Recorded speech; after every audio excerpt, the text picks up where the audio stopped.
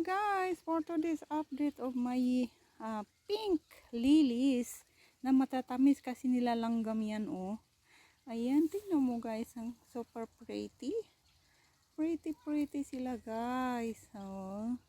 Nagaganyan na lang yung kulay nila, pero talagang pink na pink yan. Kaso, ang init dito, kaya yan ang nangyayari sa kanila. Ayan oh. Oh my God. Ang ganda.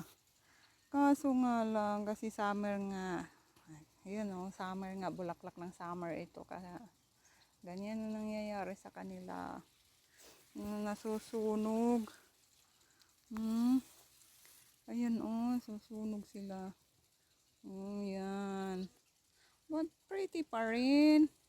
Super pretty pa rin. Oh, diba? Alright.